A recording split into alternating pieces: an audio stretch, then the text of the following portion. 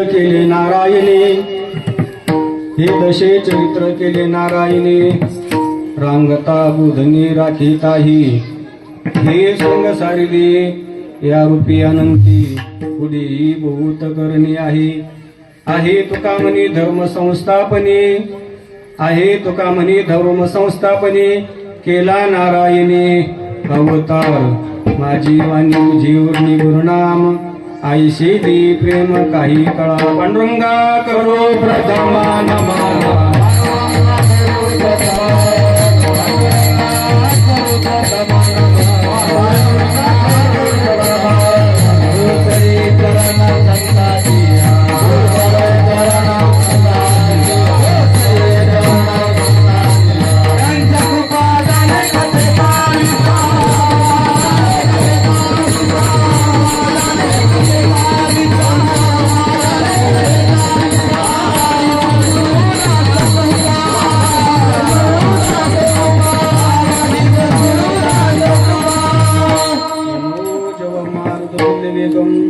जितेन्द्रियं बुद्धिमतां वरिष्ठं, वातात्मजं वानरयूतमुख्यं, श्रीरामदूतं शरणं प्रपद्ये, नमो ज्ञानेश्वरा नमो ज्ञानेश्वरा, नमो ज्ञानेश्वरा नमो ज्ञानेश्वरा,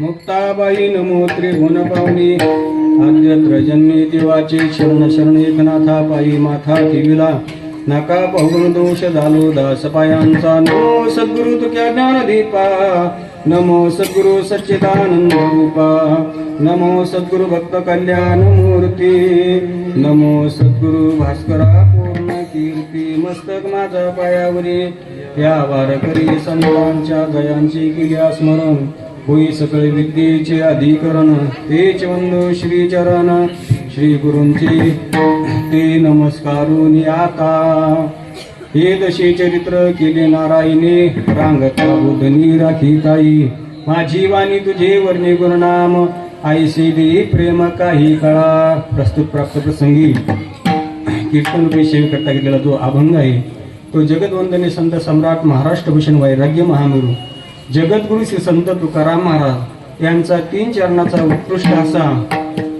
बालक्रीडा या प्रकरणातील हा अभंग असून या अभंगातून जगद्गुरु तुकाराम महाराज भगवान परमात्म्याने ज्या 2 अवस्थेमध्ये चरित्र केलं त्याचं वर्णन करतात. विठाला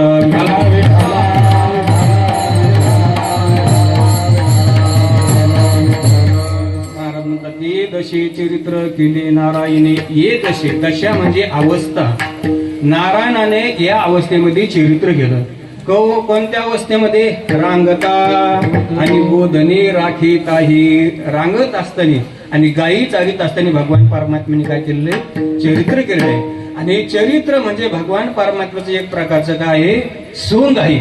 त्या लीला म्हणजे भगवंताचं सोंग आहे आणि त्या अनंताने या रूपाने हे सोंग सारलेलं आहे. थोडक्यामध्ये संपुष्टात आणलं. कारण का? देवाला पुढेही भरपूर करायचं होतं, पुढेही बहुत करणे आहे. देवाला पुढे सुद्धा आणि कार्य करायचं होतं. ते कार्य म्हणजे कोणतं?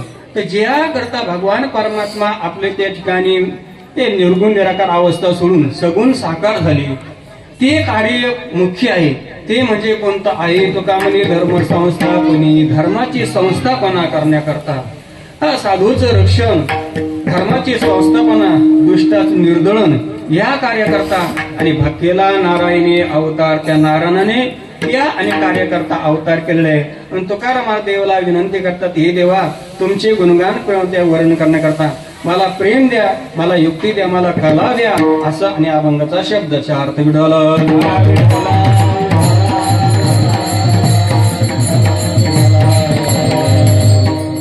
सुरुवात करण्यापूर्वी काही परिहाद्याचा तो म्हणजे असा, आपल्या म्हणजे शहापूर गावामध्ये भगवान परमात्म्याच्या कृपेने साधू संतांच्या आशीर्वादाने पूजनीय ब्रह्मलीन भारती बाबा, पूजनीय विकुंडाशी कृष्णादेव महाराज काळे यांच्या आशीर्वादाने याही वर्षी आणि मुक्तानंद महाराज सरस्वती, योगानंद महाराज, त्या ठिकाणी संयुक्त महाराज या सर्वांच्या त्या ठिकाणी आणि उपस्थितीमध्ये हा अखंड हरिनाम सप्ताह भगवान पांडुरंग परमात्मा, आई साहेब रुक्मिणी माता यांच्या पुनर्प्राणप्रतिष्ठा निमित्ताने व जगद्गुरु तुकाराम महाराज व कैवल्य साम्राज्य प्रवृत्ती अवली ज्ञानेश्वर महाराज यांच्या प्राणप्रतिष्ठा वर्धापन दिनानिमित्तानं हा अखंड हरिनाम सप्ताह, म्हणजे अखंड हरिनाम सप्ताह नाही, नव्याण्णव म्हणा लागेल, कारण 9 दिवसाचं आहे ना, त्याच्यामुळे सप्ताह म्हणता नाही, 99 म्हणावं लागेल, 9 दिवसाचं आहे ना. म्हणून असा सुंदर प्रकारचा जगद्गुरु श्री तुकाराम महाराजांच्या गाथेचं पारायण, हरिकीर्तन, असा सुंदर प्रकारचा हा कार्यक्रम याही वर्षी मोठ्या आनंदाने सुरुवात होणार, त्याची सांगता आहे. चांगला योग आहे, भगवंताची माऊलीची आणि त्या ठिकाणी प्राणप्रतिष्ठा वर्धापन दिन आहे. त्याच्यानंतर जगद्गुरु श्री संत तुकाराम महाराजांचं त्रिशतकोत्तर रौप्य महोत्सव आहे. महाराजाला आणि वैकुंठ गमन करून 325 वर्ष पूर्ण होत आहेत. आणि पुन्हा खूप योग आपल्या आणि आजच्या या कार्यक्रमामध्ये सोपान काका यांचा संजीवन समाधी सोहळा आहे. संताजी महाराज जगनाळे यांची पुण्यतिथी आहे. त्याच्यानंतर झेंडूजी बाबा यांची पुण्यतिथी आहे. कान्होबा महाराज पाठक यांचीही आणि या ठिकाणी पुण्यतिथी आहे. अशा अनेक संतांच्या पुण्यतिथी, संजीवन समाधी सोहळा आणि प्राणप्रतिष्ठा वर्धापन दिन, असा अनेक प्रकारचा योग आपल्या या कार्यक्रमाला लाभलेला आहे. विठाला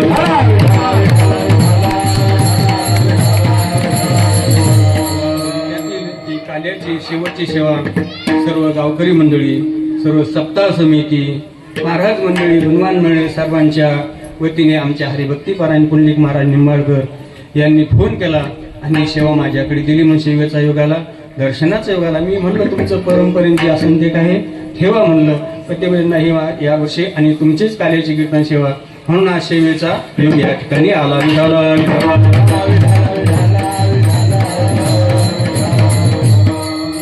सेवेकरता आमचे हरिभक्तीपरायण प्रभूसने आदरणीय वंदनीय मुक्तानंद महाराज सरस्वती ही उपस्थित आहे. आमचे हरिभक्तीपरायण प्रभूसने आदरणीय विठ्ठल महाराज माने तेही आहे. हरिभक्तीपरायण आदरणीय बळीराम महाराज शिंदे तेही उपस्थित आहे. हरिभक्तीपरायण प्रभूसने आदरणीय आमचे नरसिंह महाराज मोटकर तेही उपस्थित आहे. विष्णू महाराज संगीत विशारद विष्णू महाराज आहे. आमचे गोपाल महाराज आहे. जयराम महाराज, पल्लीकडे महाराज, आदरणीय आमचे काकाजी आहे. आमचे हरिभक्तीपरायण विठ्ठल महाराज बोबे, लक्ष्मण महाराज, आमचे हरिभक्तीपरायण बाळू महाराज आहे. आमचे शिवाजी महाराज आहे. आमचे 3 वारकरी मंडळी हरिभक्तीपरायण, आमचे राम महाराज आहे, चौकदार आहे. आमचे हरिभक्तीपरायण मृदंग सम्राट गोपाल महाराज तेही उपस्थित आहे. आणि या ठिकाणी जिजा आदी कोण सगळे, आमचे तात्या मिस्त्री वगैरे आदी कोण सगळं, आणि आमचे हरिभक्तीपरायण दगडू आपला उमरी महाराज तेही या ठिकाणी उपस्थित आहे. तुम्ही सर्व देवपुरुष होते, माता भगिनी सर्वांच्या उपस्थितीमध्ये आपली ही आणि सेवा संकल्प वेळामध्ये आपण भगवंताच्या चरणी अर्पण करण्याचा प्रयत्न करू. विठाला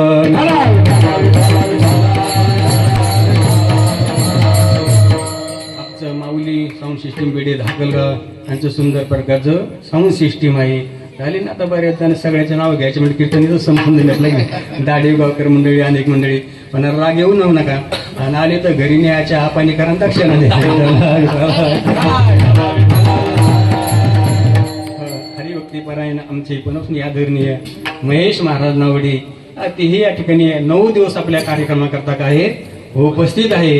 असे सुंदर प्रकारचं आणि आता सुंदर त्यांचे कारण ते म्हणतात ना, वाहता मळंगाता गडगड, तसं नेहमी वाजून असलं की हातामध्ये आणि त्या ठिकाणी तयारी आपोआप येत असते. सुंदर प्रकारचं वाजवितात. विठ्ठल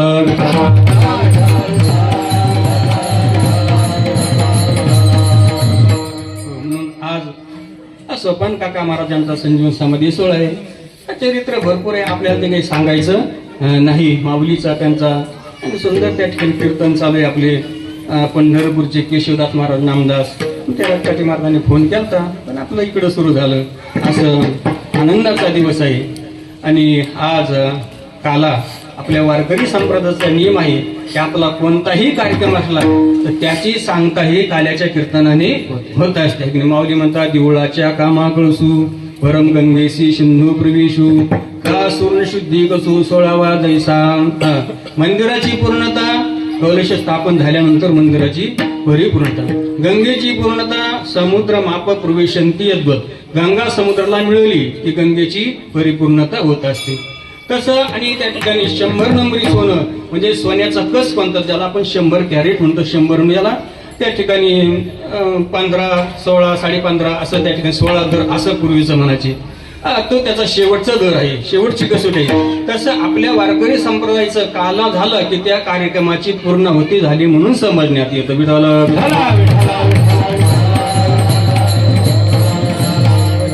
नैमित्तिक कार्यक्रम तो कार्यक्रम संपला, पारमार्थ मात्र संपला नाही. परमार्थाची गती सांगता नसते, त्या कार्यक्रमाची पूर्णाहुती तेवढ्यापुरती झालेली आहे. म्हणून आज काला हा कया काल्याच्या रूपाने आणि भगवान परमात्मा आपल्याला प्रसाद देत असतात. बंदाज प्रसाद देतो पंढरीनाथ भगवान परमात्मा प्रसाद देत असतात. आपण नेहमी ऐकतो काला अत्यंत दुर्लभ आहे. का म्हणे काला वैकुंठी दुर्लभ विशेषा लाभ संत संगी. संतांच्या संगतीमध्ये हा काला आपल्याला मिळत असतो.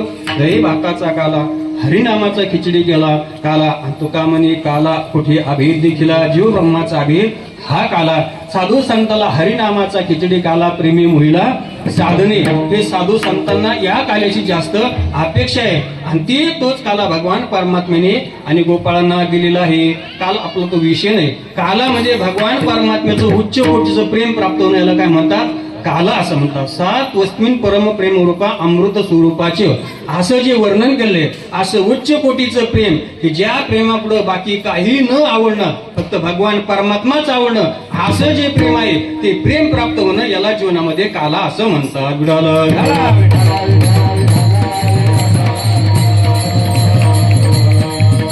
असा काल्याचा प्रसंग जगद्गुरु तुकोबारायांचा अभंगाई महाराज म्हणतात की दशी चरित्र केले नारायणी. नारायणाने या अवस्थेमध्ये चरित्र केलेलं आहे.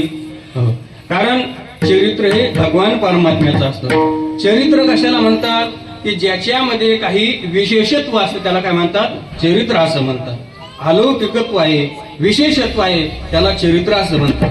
असं भगवंताचं साधू संतांचं दिव्य चरित्र असतं. मग असू द्या देवाचं चरित्र असू द्या, संतांचं चरित्र असू द्या, ते चरित्र असून आम्हाला काय ऐकून आम्हाला काय फायदा आहे. कारण असं म्हणले प्रयोजनम अनुद्दिश्य न मंदोपी प्रवर्तते. प्रयोजनाशिवाय फळाशिवाय मंद माणसं सुद्धा त्यामध्ये प्रवृत्ती होत नाही. मग तुमच्या भगवंताचं दिव्य चरित्र आहे, तुमच्या साधू संतांचं दिव्य चरित्र आहे आणि आम्हाला याच्यामध्ये फळ काय आहे. तर भगवान म्हणतात भागवतामध्ये असं म्हणले ए येत देव देवस्य विष्णू कर्मणी जन्मच कीर्तयेत श्रद्धया मर्त्यस सर्व पाप प्रमुच्यते. जो या भगवान श्रीकृष्ण विष्णू परमात्म्याच्या जन्म आणि कर्म असं दिव्य चरित्राचा जो आणि गुणगान करतो, श्लोकाला सांगतो, ऐकतो तर त्याच्या सर्व पापाची निवृत्ती होत असते. सर्व पाप प्रमुच्यते. माऊली म्हणतात ना ते हे प्राणा परोती आवडती मद निवृत्ती जे भक्त चरित्राते प्रमुशती. साधू संत तेच म्हणणं गायन ती लीळा चरित्र पवाडी राखिली सोंगडी सहित गाई गायीन ते लीला चरित्र पवाडे राखिली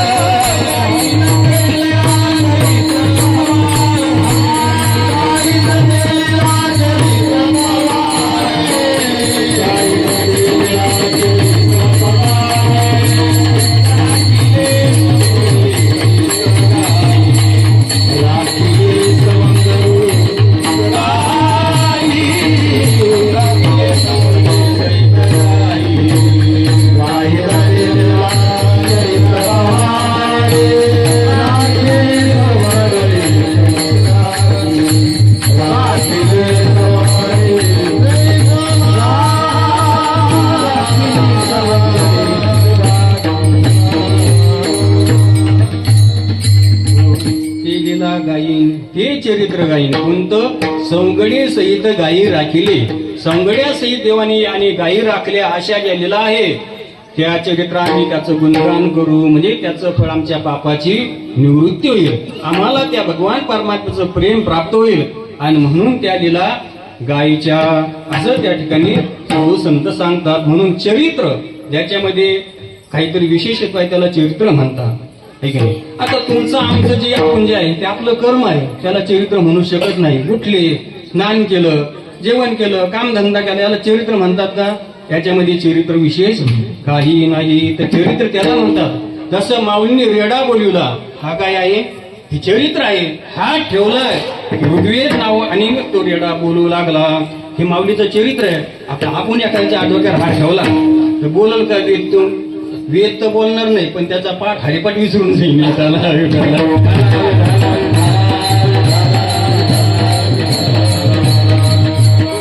याला चरित्र म्हणतात. जिवंत मेलेले माणसं जिवंत गेले याला काय म्हणतात? चरित्र असं म्हणतात. संतांचं हे काय? तुकोबरांची गाथा धरली, हे काय आहे? चरित्र. देवाने तारले, तुकोबरांनीच तारलेले बरं का. तैसे तुकोबाने अभंग रक्षिले. 13 दिवस का राहिले? इंद्राने मातेला पारायण करायचं होतं म्हणून ते 13 दिवस राहिले पाण्यामध्ये.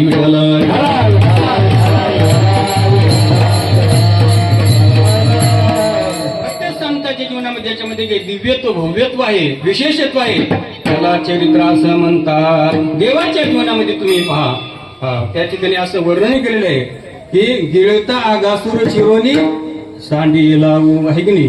गिरी गोवर्धन येणे उचलीला, खाली महासर्प नातून आणीला. गिळीत आगासूर चिरोनी, गिरी गोवर्धन एवढा मोठा पर्वत तो, आणि फक्त करांगोळीवर उचलायचा. महाराज सोपी गोष्ट आहे का ती? पर्वत एवढा मोठा फक्त करांगोळीवर उचलायचा, याला चरित्र असं म्हणतात. आता तुम्ही आम्ही पर्वत उचलू शकतो का? पर्वत उचल 50 किलोची गोणी ती आपण जरी धरली तरी शेवटी पायावर पडते आहे की नाही. हे आपलं काय चरित्र आहे. आता भगवंतानी तो त्या ठिकाणी 12 गाव अग्नी गिळला. आता अग्नी गिळणं आपल्याला शक्य आहे का? अग्नी गिळणं आपल्याला शक्य नाही. हे माणसं बिड्या पेतात ना, तर सुरुवातीला त्यांच्या हॉटेलला चटके बसतात. आता पुढं प्रॅक्टिस होऊन जाते, कारण अभ्यास होतो का म्हणजे पुढचा भाग सोडून द्या म्हणा. पण पुढचं बनलंची म्हणलं जातात, पण सुरुवातीला मात्र काय होत असतं? 12 गाव अग्नी गिळणं शक्य आहे का? शक्य नाही. गिळत आगासूर एवढा मोठा आगासूर, ते सगळे गोपाळ त्याच्या आणि पोटामध्ये गेले होती. गोपाळाला कळलं नाही हा आगासूर आहे का पर्वताची दरी आहे म्हणून. एवढं कळले, सगळे गोपाळ पोटामध्ये गेले. नंतर मग त्यांना कळून आलं, त्यांनी भगवंताचा धावा घेतला. भगवंताने काय केला? त्या 2 भांगा केल्या, 2 इकडे चिरून टाकलेला. आता साप आपल्याला धरणं शक्य आहे का महाराज? होय. साप पाहिला की माणूस घाबरला. पिल्लू जरी निघालं तर माणूस घाबरतो. एखाद्या घरात जर पिल्लू निघालं त्याला साप सुद्धा म्हणता येईना महाराज, एवढा घाबरला. तो म्हणतो बाप निघाला, बाप निघाला.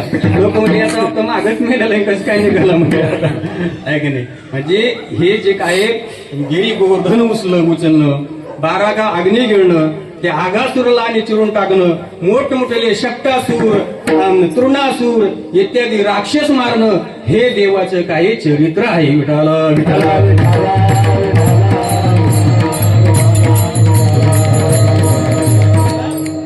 त्या ठिकाणी चरित्र आहे. देवानी स्वतःच्या कुळामध्ये कळ लावून दिली. आपण कळी लावतो पण लोकांच्या घरात लावतो, स्वतःच्या घरामध्ये नाही. देवानी स्वतःच्या घरात कळ लावून दिली आणि सगळ्याला काय केलं? मारून टाकलं. आणि तरी देवाने शोक केला नाही. शोक केला. याला काय म्हणतात? चरित्र म्हणतात. कळी सोकुळा लावी येली, यादवंदा ही गोष्ट बरी नाही केली.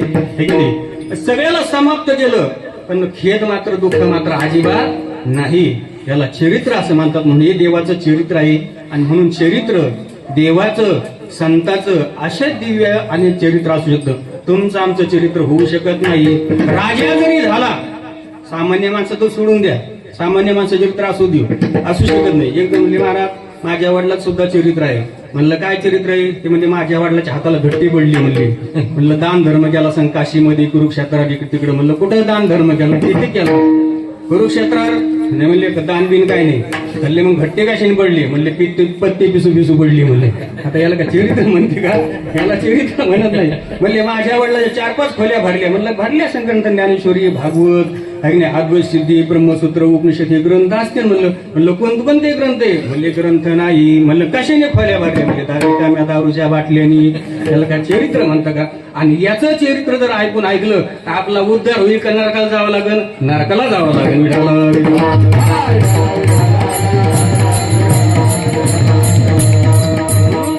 देवाचं चरित्र असतं, संतांचं चरित्र असतं. त्या चरित्र गाण्यामध्ये ऐकण्यामध्ये माणसाचं कल्याण आहे. एरवी राजा जरी असला तरी तुकाराम महाराज म्हणतात प्रभू झाला तरी संसाराचा दास आहे. राजाचा आता एखादा दिव्य राजा असतो जो आणि गीतेमध्ये सांगितलेला आहे विभूती म्हणून तसंच चरित्र असतं. पण काही काही राजाच्या जीवनामध्ये चरित्र अजिबातच नसतं. काही त्यांच्या जीवनामध्ये असं सुचरित्र अजिबात काही नसतं. जुने कीर्तनकार विद्वान कीर्तनकार सांगायचे की एका ठिकाणी असं महाभारत ग्रंथ लावलेलं होतं.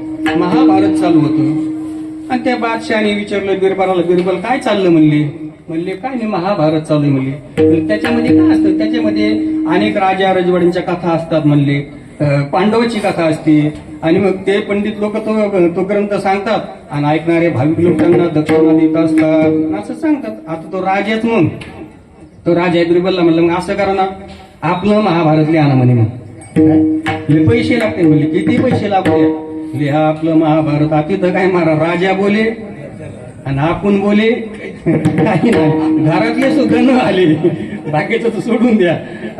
मग म्हणले आपलं महाभारत लिहा. आता बिरबल हुशार माणसं ते म्हणले तर नाही म्हणून कशाला याचं मन दुखायचं, आपल्याला काय करायचं ते करू म्हणले. आपण म्हणले डायरेक्ट कशाला करायचं, असं बाजूने करू म्हणले याचं काम आपण, आहे की नाही. हे बाकी बाजूने काम करायचं आपल्याला चांगलं माहिती आहे की नाही. तर म्हणले बाजूने काम करू. म्हणले काही हरकत नाही हुजूर, याला तुमचं महाभारत याला 6 महिने लागतील. म्हणले काही हरकत नाही.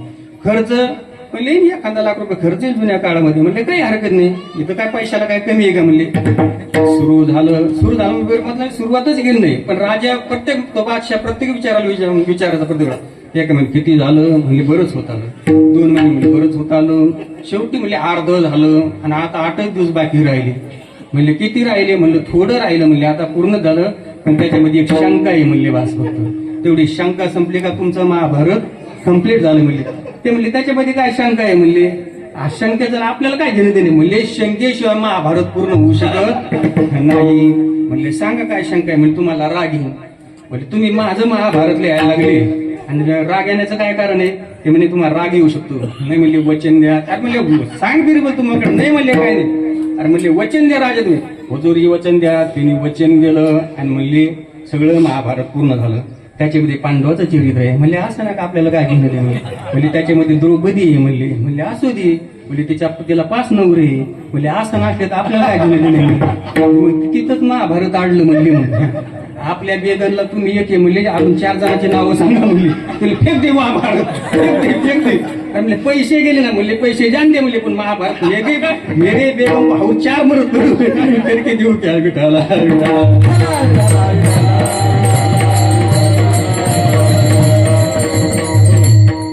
जे असं की चरित्र हे फक्त देवाचंच आवश्यकता. आणि देवाने काही जरी केलं ते देवाला शोभून दिसतं बरं का. लोक म्हणतात देवाने काय केलं, वालीची पत्नी सुग्रीवाला देऊन टाकली. ते देव येते आहे की नाही. देवाला सगळं कळतं. उद्या जसं वालीनं सुग्रीवाला केलं तसं सुग्रीवाने सुद्धा वालीच्या पत्नीचं केलं असतं. म्हणून देवाने ते शास्त्र विहित करून टाकलं. हा त्याच्या मागचा हेतू आहे. विठ्ठल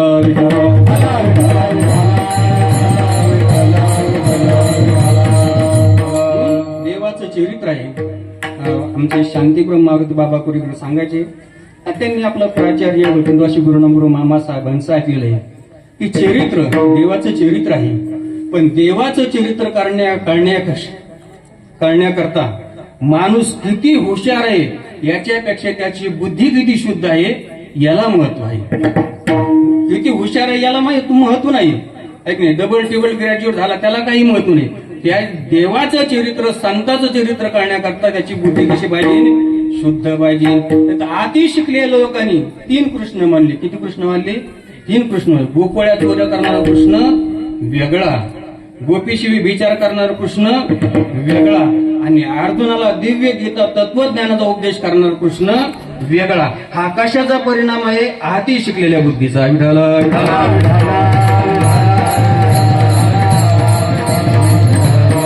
देवाच्या लीलेमध्ये तात्पर्य काय आहे हे माणसाला कळलं पाहिजे. ते कळण्याला म्हणतो, अहो देवानी चोऱ्या केल्या, देवानी व्यभिचार केला, हे जर संतांना मानणं असतं तर संतांनी त्यांची गुणगान गायले असते का? नाही. माऊली वर्णन करणार, विषय जन्मुनी जन्मले जे शुकाधिक दादुले ते विषयीची वाणिता झाली भाट जयाची ऐकणे. उपस्ताचे रानामध्ये पळून गेले 12 वर्ष ब्राह्मणाचे पुरेक खेळाशी गेली. ते 12 वर्षी लपाले रे, कापत कापत बाहेर आले. ते नागवेचे पळून गेले रे, ऐक खेळ्या तुझं सांगितले, आईशी जाणून खेळ खेळे रे. जे शुकाचार्य ज्यांनी जन्मताची संसार तेजेला शुके, असे शुकाचार्य किंवा नमो ज्ञानेश्वरा निष्कलंका जयाची गीतेची ज्यांचे आचार विचार अगदी आणि त्या ठिकाणी निष्कलंका ही असे ज्ञानेश्वर महाराज असे शुकाचार्य हे त्यांचं वर्णन करतील का? भगवंताच्या विचाराचं, भगवंताच्या चोऱ्याचं. भगवंतांनी चोऱ्या केल्या, विचार केला, त्याची मला तात्पर्य काय? बरं, चोऱ्या केल्या 10 वर्ष, त्याच्या घरी एक गोष्टीची कमी नव्हती. ही गोष्ट बरं, चोऱ्या केल्या तर जशाला तसं सगळं आहे, कड्या कुलपच असेल तसं चोरी होती. तेवढा जरी चोर असला त्याच्याकडे हे होणं शक्य आहे का? नाही.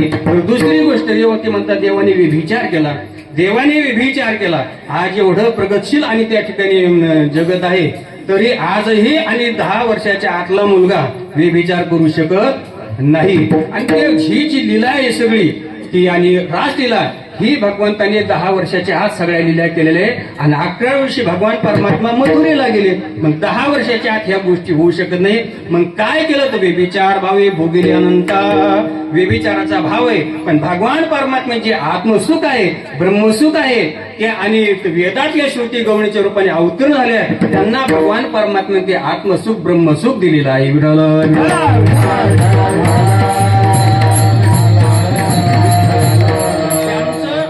देवाचं चिंतन केल्यानंतर साकाम माणसं निष्काम होऊन जातात. साकाम माणसं निष्काम होऊ शकतात. त्याला मीराबाईच्या जीवनातल्या त्या भांग्याच्या मुळे अशा अनेक कथा आपल्याला सांगायला वेळ नाही. ज्या देवाचं चिंतन केलं तर किती साकाम माणूस निष्काम होतो. आणि तो देव विचार करेल हे कधी शक्य आहे का? तो देव चोऱ्या करेल हे बरोबर आहे का? नाही. पण ते कळलं नाही. आणि जर देवाने विचार केला असता तर साधू संतांचा असं म्हणणे, साधने तरी हिची दोन्ही, जरी कोणी साधील परद्रव्य परणारी यांचा धरिविता, किंवा पराव्या नारी माऊली समान असे मानणारे संत किंवा 16 कोण आहे तर तो याच्यापासून बाजूला आहे, तोच खरा 16 आहे. मग असे संत वर्णन करतात. आणि तेच संत ज्या देवाची भक्ती करतात त्या देवाने जर व्यभिचार केला असता तर संतांनी त्या देवाचं गुणगान केलं नसतं. कारण संत कीर्तनकार वेगळे बरं का, आणि संत कीर्तनकार कोणाचं वर्णन करते, समजा पैशासाठी म्हणा मानासाठी म्हणा ते कीर्तनकार आहे. पण संत म्हणजे संत, तिथं कोणाची भीडभाड नाही. तुमच्या छत्रपती शिवाजी महाराजांची तुकाराम महाराजांनी भीड धरली नाही. नवे देवाची सुद्धा तिथं भीड नाही. आपण नेहमी ऐकतो तुकाराम महाराज म्हणले, देव म्हणले तुकाराम महाराज म्हणले काय यांना संत म्हणा, म्हणले गमून यांचा मोठा मठ आहे, म्हणले यांचे लाखोनी शिष्य आहे, म्हणले म्हणा यांना संत, म्हणले म्हणणार नाही, म्हणजे यांना म्हणला, म्हणले कमून यांच्या कीर्तनाला 10, 15 हजार लोक राहतील, म्हणले म्हणा त्यांना संत. तुकाराम महाराज म्हणले मी म्हणणार नाही. मी कोण सांगतो माहित आहे का? करतुम करतुम अन्यथा करतुम शक्ती संपन्न भगवान मी सांगतो. तुम्हाला संत म्हणावं लागेल. म्हणले मी म्हणणार नाही. म्हणले नाही म्हणावं लागेल. म्हणजे अजिबात तुकाराम महाराज मी तुमचं वाटोळ करील. तेव्हा तुकाराम महाराज म्हणतात करीशी ते देवा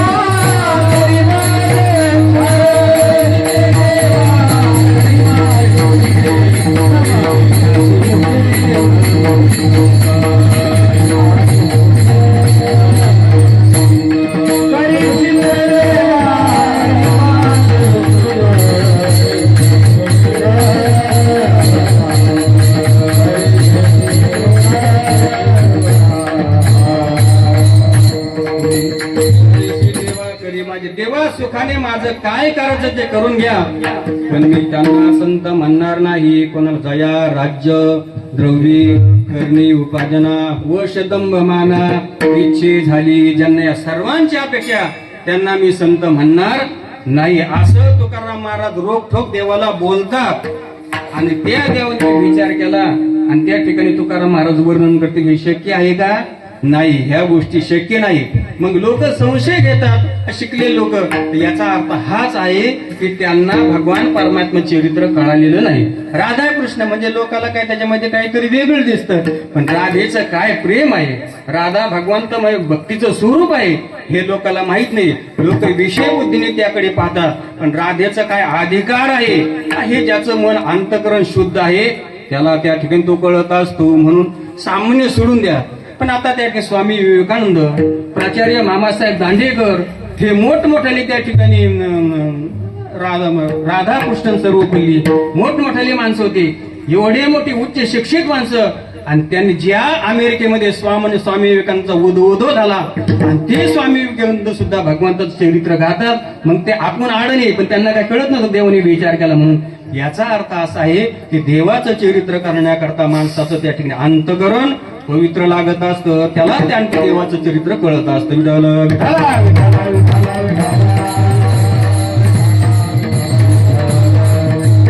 म्हणून देवाचं चरित्र आहे 16,108 पत्न्या. किती देवाला? 16,108 पत्न्या. आमचे गुरुवारी मोठे बाबा सांगायचे की देवाला 16,108 आणि आपल्याला एक आहे नाही, 30 सुधरून देत नाही, आपल्याला एकच सुधरून देत नाही. 2 आणि 3 तर लांबच राहिल्या. म्हणून महाराज म्हणायचे की देवाला 16,108 आणि एवढं करून सुद्धा कसा आहे तो अलिप्त आहे. हा ब्रह्म का म्हणे भोग नटधारी भोग भोगुनी ब्रह्मचारी. 16,108 घरी नारद गेले तरी प्रत्येक घरी भगवान परमात्मा हजरच. मग असं ज्याला जमत असून त्यांनी 2 किंवा 3 कराव्या. विठ्ठल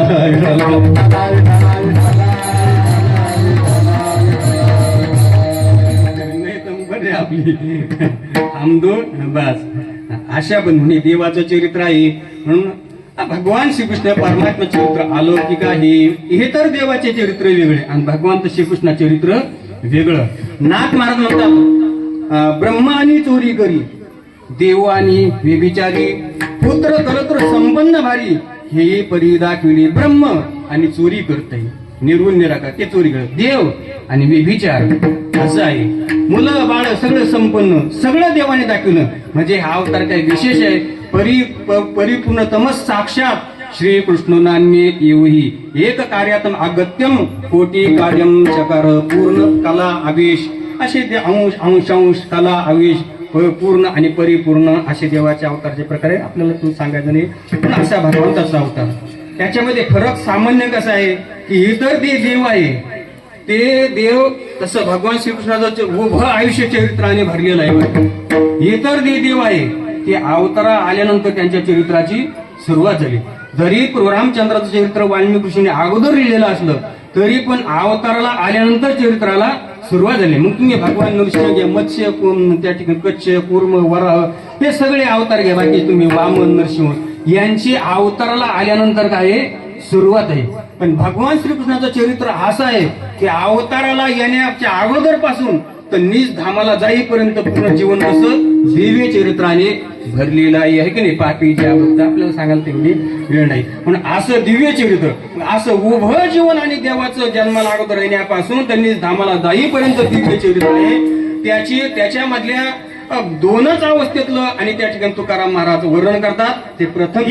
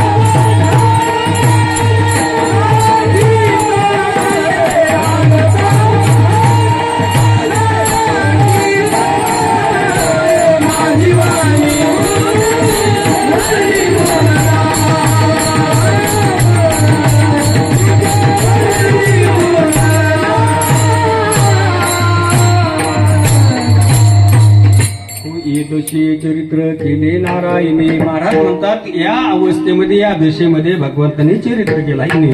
अशाने पौंडत्व, बालत्व, तरुणपणा, म्हातारपण वगैरे अशा बरेच अवस्था सांगितलेल्या आहे. तर देवाने रांगत असताना आणि बोधनी राखत असताना म्हणजे 10 वर्षाच्या आज जे चरित्र केलं ते चरित्राचं तुकाराम महाराज वर्णन करतात. मग बाकीचं चरित्र उच्चारणीय नाही का? बाकीचं चरित्र सुद्धा उच्चारणीय आहे. पण हे त्या ठिकाणी चरित्र आहे बाल रूपातलं चरित्र आहे. गोकुळातल्या चरित्रामध्ये पूर्ण प्रेम रस आहे बरं का. बाकीच्या चरित्रामध्ये शृंगार रस आहे, वीर रस आहे, अशा अनेक रसाने ते चरित्र भरलेलं आहे. पण साधू संतांना जे चरित्र आवडतं ते प्रेम रसातलं चरित्र आवडतं असं पूजनीय चैतन्य महाराजांनी सांगितलं बरं का. म्हणून प्रेमरस त्या आणि पूर्ण लीलामध्ये प्रेमरस भरलेला आहे. आणि म्हणून जवळ सर्व साधू संतांनी देवाच्या बाललीलेचं काय वर्णन केलेलं आहे. त्या बाललीला देवाने काय केलं आपण नेहमीच ऐकतो. नंतर एखादी लीला आपण पाहू. असं बाललीला ही त्या ठिकाणी सर्वांना आवडते. भगवान परमात्म्याचं ते स्वरूप अतिशय सुंदर आहे. राजसुकुमार, मदनाचा पुतळा, पांडुरंग कांती, दिव्य तेज झळकती, रत्न केळ फाकती प्रभा, असं स्वरूप श्रीकृष्णाच्या सौंदर्यापुढे लक्ष्मी भुलोनी झाली वेडे. मदन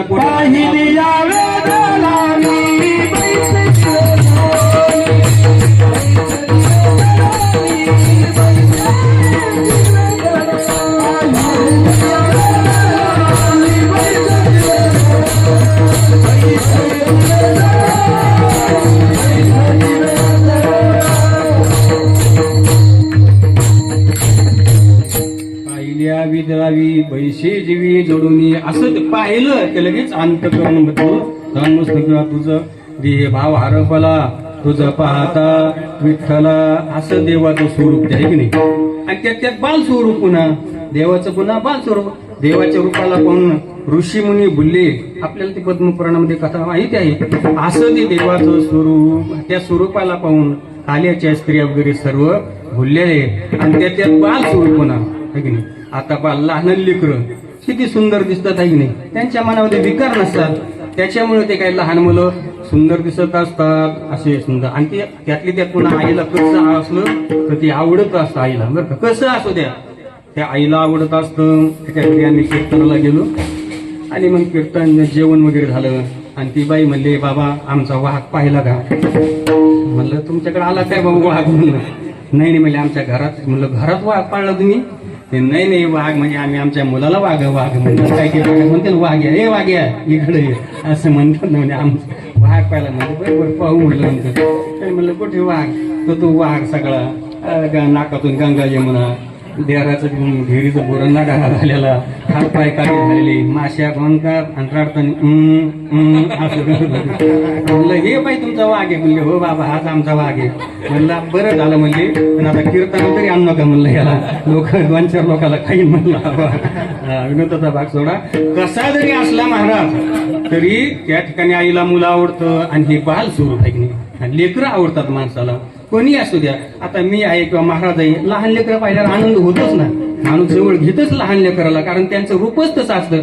म्हणून शहाणा माणूस त्यालाच म्हणतात की ज्याला मुलं आणि फुलं आवडतात.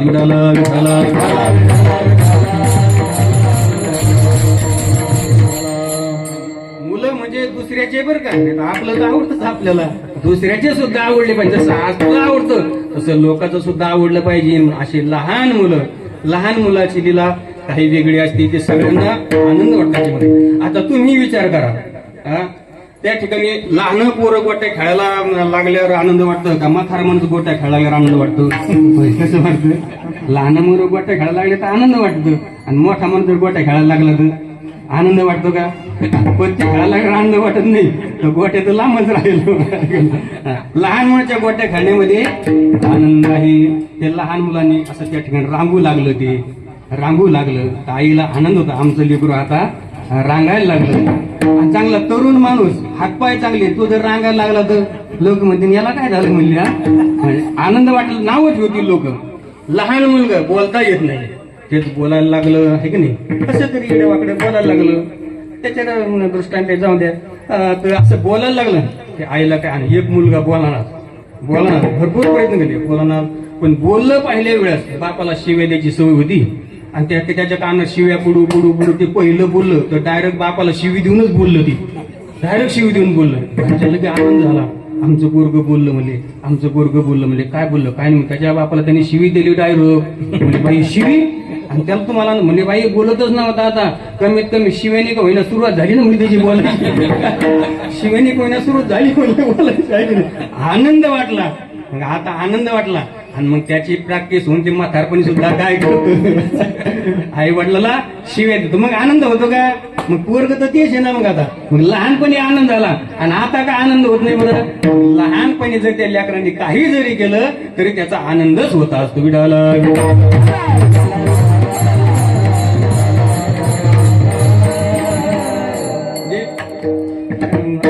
एक महाराजांनी दृष्टांत सांगितलं होता. लहान मुलाची क्रिया कोणाला आनंददायी असते बरं का. आनंद वाटतो. केवढा मोठा माणूस जरी असला तरी लहान मुलाचा आनंद वाटतो. त्यांनी काय केलं. असे मोठा माणूस होता चांगला. बैठकीमध्ये बसले होते 5-25 लोक येऊन. आणि तेवढ्यामध्ये काय झालं. त्या मुलाची आई यात्रेला गेली होती. जत्राला म्हणा. ते पण त्यांना काय केलं. मोटरसायकल आणली त्या मुलाला. आपली ती मोटर आणली. आणि मग ते मोटर आणल्यानंतर ते आता बसली. बैठक चालू झाली त्यांच्यावाली. मोठा माणूस. आणि तेवढ्यामध्ये काय झालं. ते पोरग इकडे दरवाजा वाटा आतमध्ये आलं. ती मोटर हातात घेऊन पम पम पम पम पिप बाजूला सारखा धडक होईल. हातपाय मोडून डोकं फुटून बाजूला सारखा असं. ते लोकांनी पाहिलं. मग कोणाचं. मालकाचं पोरग. मालकाचे म्हणले हो. म्हणजे जाऊन द्या भाऊ. सगळे पटापटा उठले तर रस्ता करून गेला. ते लगे बापाकडे गेलं. बाप्पा बाजूला सारखा. नाही तर हातपाय मोडून बाजूला सारखा. ते बापू सुद्धा उठून बसला. महाराज जाऊ द्या म्हणजे तुमची मोटर. ह्या दरवाजा वाटा आणि त्या दरवाजा वाटा आत गेली. आणि हे पाहिलं त्या पोराची आजीने. ते म्हणल्या माझ्या नाताला एवढे लोक भेटे. मी तर मालकाचा बाप आहे म्हणले. मालकाचा बाप मी म्हणले. मला कोण घेणार नाही म्हणले. वाळू म्हणले काय ती मोटार इकडं आण. मी नाही देणार नाही. आण म्हणले. न 5 मिनिटं नाही म्हणले. 10 रुपये घे पण फक्त 5 मिनिटं मला मोटार दे. ते म्हणले ठीक आहे. 10 रुपये घेतली. म्हाताऱ्याने मोटार घेतली आणि त्याच दरवाजा पिप पिप पिप बाजूला सारखा धडक होईल. हातपाय मोडून पिप पिप बाजूला सारखा. लोक म्हणले कोण येऊ म्हणले मालकाचे बाप म्हणले. गोळ्या संपल्या का म्हणले. म्हणजे मुलांनी केलं तर सगळ्याला आनंद वाटला. सगळे उठले. त्याचा बाप उठला. रस्ता दिला आणि तोच आजोबा करायला लागला. सगळ्यांनी काय केलं. नाव ठेवलेलं आहे. म्हणजे सामान्य लेकराच्या लीला जर आपल्याला आनंदही ठरतात हा ब्रह्मांडाचा नायक आहे. त्याच्या लीला का लोकांना गोड वाटणार नाही.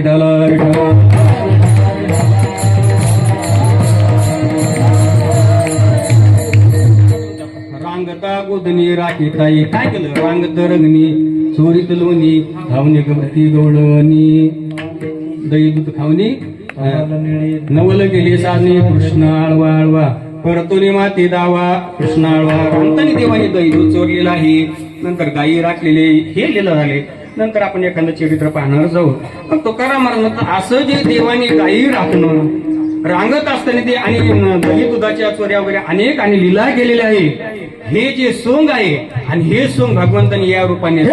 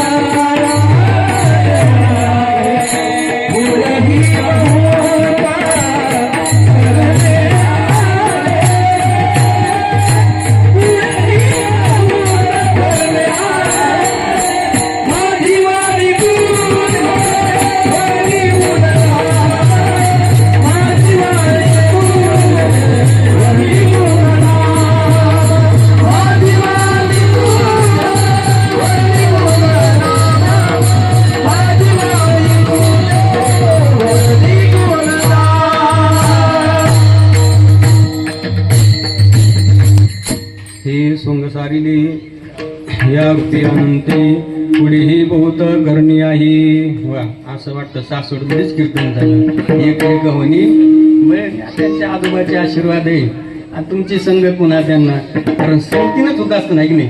माणसाच्या जीवनामध्ये संगत चांगली पाहिजे. पारमार्थाला तर पाहिजे, त्याच सांगितलं पारमार्थाला संगत चांगली लागते, पण संसार करायला सुद्धा संगत चांगली पाहिजे.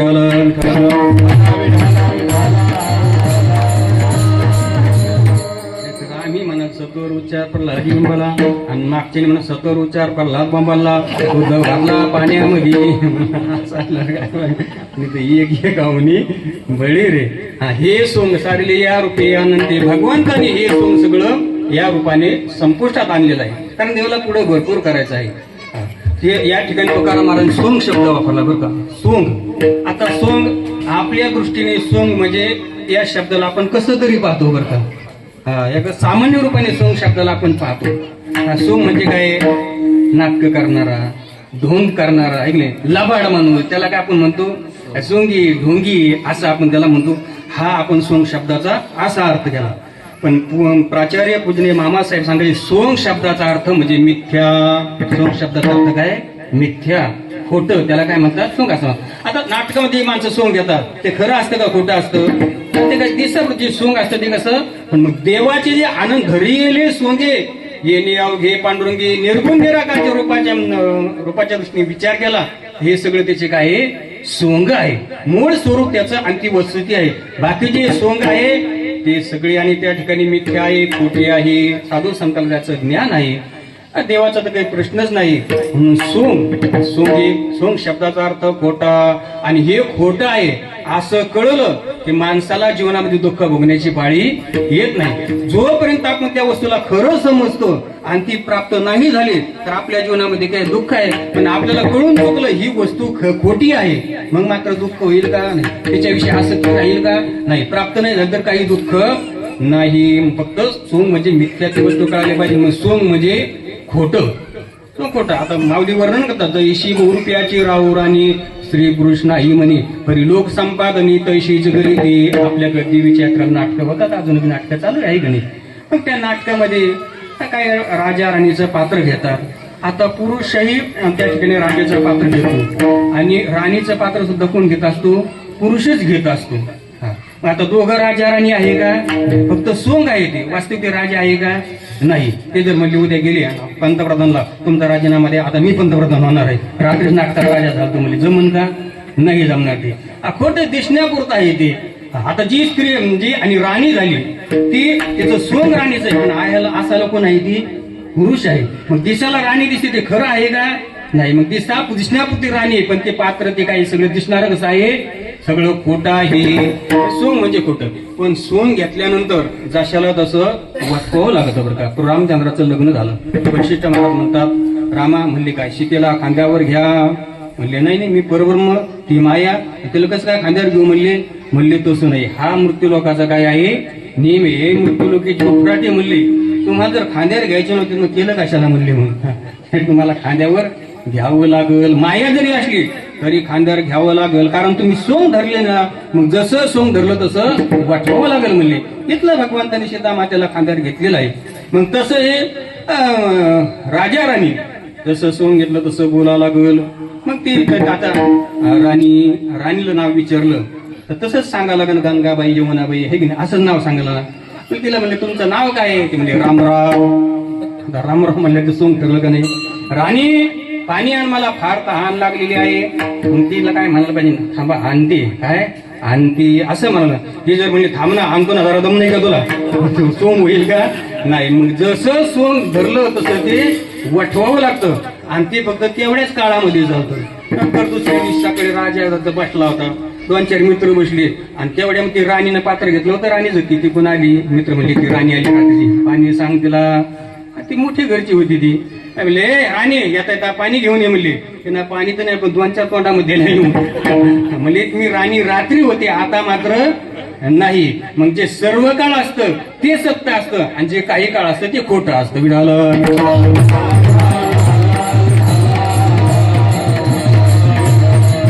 खोटं कळलं की माणसाला दुःख नाही. संत आपण हे जगाला सत्य समजतो.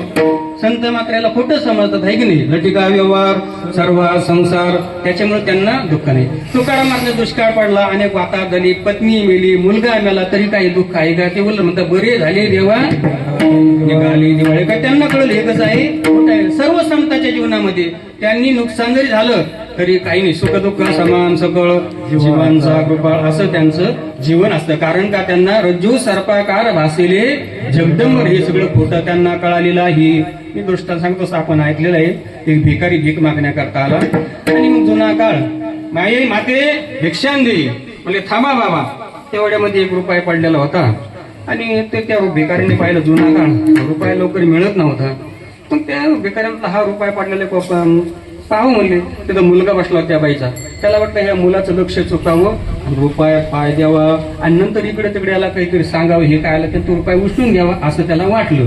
त्या भिकारीने काय केलं, त्या रुपयावर पाय दिला आणि मग भिक्षा तो त्या मुलाने पाहिला. ते मुलगा एवढं चॅप्टर होते आणि ते पाहिलंच. ते म्हणले आई म्हणले काय हा भिकारी नाही चोर आहे म्हणले. अरे म्हणजे असं म्हणून हाती ते देव भू असं म्हणणं म्हणले. त्यांनी काय चोरलं आपलं? म्हणले नाही म्हणले आई त्यांनी चोरलं. काय चोरलं म्हणे आपला रुपया पाया खाली दाबलेला आहे. पोर म्हणलं काय पोरग चाप्टर आहे बाबा, हे जर वकील झालं तर काय करेल म्हणले, चांगलं करणार नाही म्हणले, चॅप्टर दिसतं म्हणले. आणि मग काय आता सारे तसे मला म्हणायचं नाही, परंतु ते म्हणले आई म्हणतानी आई आईचं आतून नाव म्हणले भाऊ म्हणले काय म्हणले चोरून दे, रुपये खोटाचा आहे, कुठं चालत नाही म्हणले. चालला तर फक्त मारा लोकांच्या पाकिटामध्ये चालतो, कुठं चालत नाही म्हणले असं काय बरोबर जाऊ दे. आणि मग भिकाऱ्यांनी पाहिलं आणि हातात घेतला, पाहिलं तर खरंच रुपये कसा होता, खोटा होता. आता अगोदर काय होतं, रुपये आपल्याला मिळावा आनंद होता, रुपये मिळाला आनंद होता, आसक्ती होती. आता मात्र तो खोटा आहे त्याच्यामुळे आसक्ती राहिलेली नाही, प्राप्त व्हा अशी इच्छा राहिली नाही. आणि नाही प्राप्त झाली तर आता काही दुःख नाही. खरा असून जर प्राप्त झाला नसतात मग जीवनामध्ये काय होतं, दुःख होतं. आता रुपये त्या ठिकाणी खोटा आहे, प्राप्त झालेला आहे पण खोटा आहे असं कळल्यामुळे आता दुःख राहिलेलं नाही, आता दुःख राहिलं नाही. तसं तुमच्या आमच्या जीवनामध्ये तुम्ही असो मी असो, जोपर्यंत हे बाकी भगवान परमात्मा सुद्धा आपण जे बाकीच्याला सगळं सत्य समजतो, त्याच्या प्राप्तीची इच्छा करतो, प्राप्ती झाली तर आनंद आहे, नाही प्राप्त झालं तर त्याच्यापासून आपल्याला दुःख होतं. पण हे जे सगळे वस्तू आहे ह्या सगळे जर खोट्याच आहे असं जर आपल्याला कळलं आणि खोट्या म्हणून त्याचा आपण जर आनंद घेत राहिलो तर आपल्या जीवनामध्ये दुःखाची पाळी येणार नाही. म्हणून तुकाराम महाराज म्हणतात भगवान परमात्म्याचे जे लीला आहे हे सगळं कसं त्याच्या वास्तविक स्वरूपाच्या रूपाने दृष्टीने पाहिलं तर हे सगळं कसं हे सोंग आहे, हे सगळं खोट आहे. म्हणून हे सोंग सारली या रूपी अनंत अनंताने ज्याचा अंत लागत नाही, ज्याला देश मर्यादा नाही, ज्याला कार मर्यादा नाही, ज्याला वस्तू मर्यादा नाही, देश मर्यादा काय नाही तर तो प्रत्येक देशामध्ये आहे. काल मर्यादा का नाही कारण तो नित्य आहे आणि त्याला वस्तू मर्यादा नाही कारण तो सर्वाचा काय आत्मा आहे, त्याच्यामुळे त्याला कोणतीच मर्यादा नाही. असं तो परमात्मा म्हणून त्याला अनंत म्हणतात किंवा अनंत म्हणते माझ्या स्वामी ते अनंत गुण त्या ते म्हणून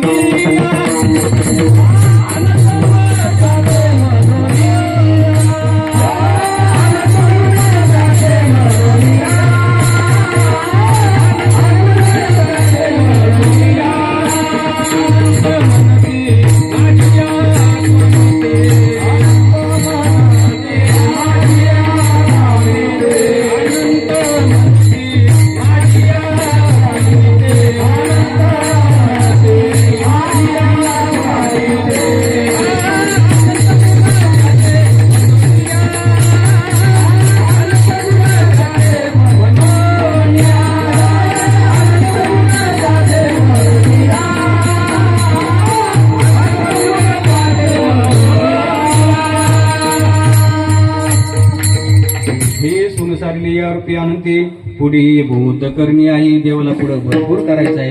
काय करायचं ते महाराज शेवटच्या चरणात आहे तुका म्हणे धर्म संस्थापनी, आहे तुका म्हणे धर्म संस्थापनी, आहे तुका